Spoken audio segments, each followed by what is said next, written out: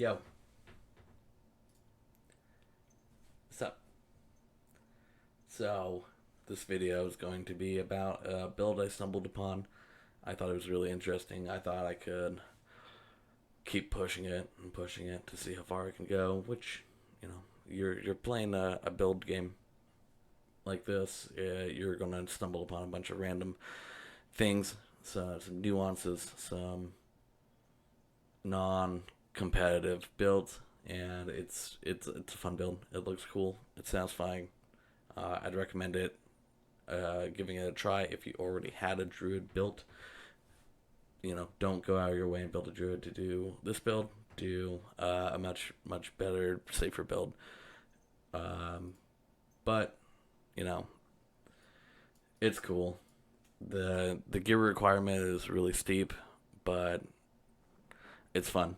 So following this is going to be my first impressions of just swapping to it. I'm really giddy in all the clips in the future. So enjoy it. Boys, girls, ladies, gentlemen, I have been cooking up a cold and lightning dual scaling build, and I am thinking my first attempt is going to be on my druid. So I changed my swarm blade from being a cold locust strike build, which does a bunch of tick damage, to a very interesting and difficult WareBear. And we are taking advantage of our brand new two-handed sword, pairing with Sphere, a really good rolled erased, and some spell damage is mixed in here. Now, I'm expecting it to not go well at all because my skills I just respect and they're very, very low. But if we are able to get this tree changed around, dropping here, and going for storm bolts, we should be able to have a good amount of range, a good amount of speed. But it looks, wait.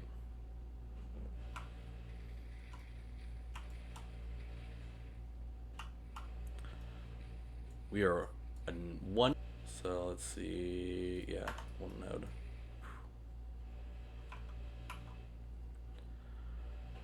A little bit of leech would help. Maybe this is my first impression. I haven't played this build at all, and it's looking to be really good for clear. It's a level 70 monolith right now, so I'm just over leveled. But the fact that I am doing so much good, consistent damage, it makes it feel like I'm doing the same mad damage as I was with the spell blade. But the spell blade could move a little bit faster. Ooh, got another level up.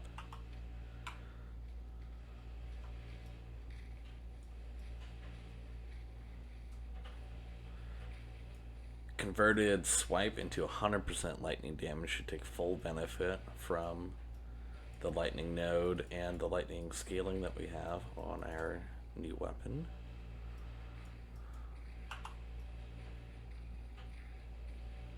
Human form, we seem to be doing fine. We're not dead, which is great. I mean, the weapon looks so cool. Yeah, so we'll work on that. Let's go back into bear form. So we need leech and we need some higher health. But other than that, make this into a cold. Make upheaval into cold and we're good.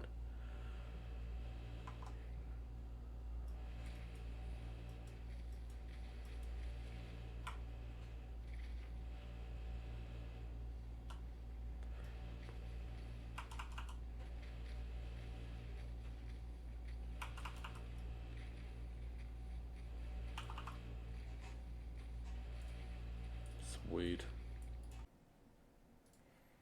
All right. We are back again with the WareBear. That's surfing. All right. It's taking advantage of cold and lightning to, let's say, optimal levels. Not min-maxing. We're not quite there yet, but I've played around with it for a little bit, and it feels good.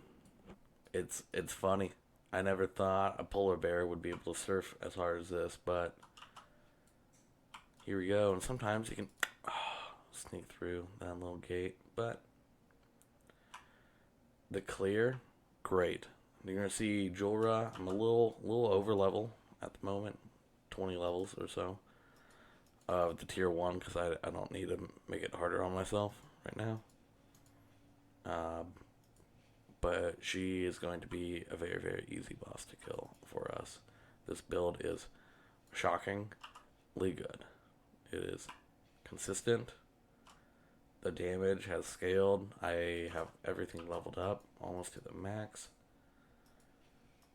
So we just gotta add in a little bit more gameplay so you can see that it's working. And hopefully, ideally, we can get a couple other really important uniques that this build is going to drastically benefit from. Alright, now that everything is organized, I'm going to go over this again. We have our surfing polar bear build here. We are taking advantage of cold and lightning scaling. So in my mind, best way to scale lightning damage for this build that also stacks resistances is going to be Eye of the Storms. This is going to up our lightning damage a lot. We are going to have a good amount of active maelstroms. It's not like a shaman build where we can get all the way up to like 8 to 12 stacks. That's nuts. Swarm Blade, you can get a lot more stacks too. This is solely just, it's going to cast Maelstrom. Maelstrom's going to last a little bit longer. It could double cast or triple cast, and you might have 3 to 5 out at a time. So we'll take the up to 40% lightning damage for sure, just for free. And then melee damage as well. Our Rampage and our Maul, both hits are lightning damage. Your swipe is 100% lightning damage. When you maul, you cast Upheaval, which will be cold damage. So we're going to scale that a little bit higher because it's a little bit more damage than just maul itself, and it spreads. It's a really good AoE ability. So we're going to do Throne of Ambition for that cold scaling damage. And that's pretty much it. The armor is really, really good for us because we are going to be a health build for sure, and it'll be really easy to gain stacks. Then Warcry, it's converted to cold. It stuns like everything in a really large radius. So I really recommend trying to get one with 4 levels to Warcry because that tree is very, very important for us gaining haste, frenzy, more movement speed, crit chance. It's good. Mine has 4 on it. Your erased belt can roll anything. Mine, however, rolled recovery speed, lightning, and cold damage percentages. So if you can snag one and get really, really lucky and have it fan into this hybrid scaling belt and it's just stuck in your stash, you don't know why you kept it and it's not all that good, well, this is a build to use it for. Brain Dance is insane. It's okay. It's insane. It's good. Goals for the build is to get it all the way up to level 85 to where Eye of the Storms right now. So in the gameplay, I'm like 75, 76. And I'm probably the first 2 clips of me are just, I'm shocked. I'm absolutely blown away by how consistently good this build feels. Like I feel like it shouldn't be, but it's doing exactly what it should be doing. Tidal Wave is cold damage, etc. And then increase melee damage while you transform, because everything is scaling off of melee damage as well. The no-brainer. Then you get some hybrid health going. Get a little bit of resistances. It doesn't really matter what you're picking here. These are just filler. I think percentage health on both of these would probably be your best thing to do, but you could do stun avoidance on both. Don't matter. Alright. With that being said, your health build. Go get health affixes on your gear. And hopefully you find it enjoyable. Get attack speed on your gloves and your weapon for sure. But other than that, I don't know what we're doing. I don't know what or how far this build's going to be able to evolve to. I'll let you know when I get to empowered monolith if it's truly good or not. Alright.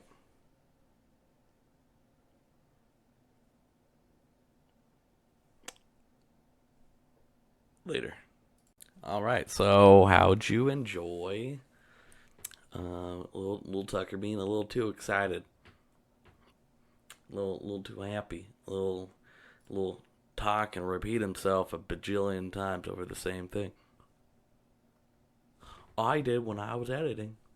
But regardless, the build's good.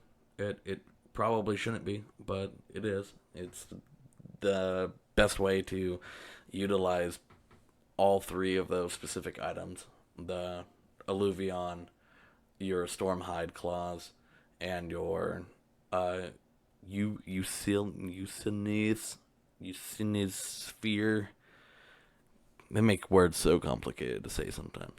But yeah, try it if you already have a druid built and you have all three of those items, and probably Eye of the Storm. Eye of the Storm is going to be your best amulet. The build planner, I'm going to touch up over time, but yeah, cool.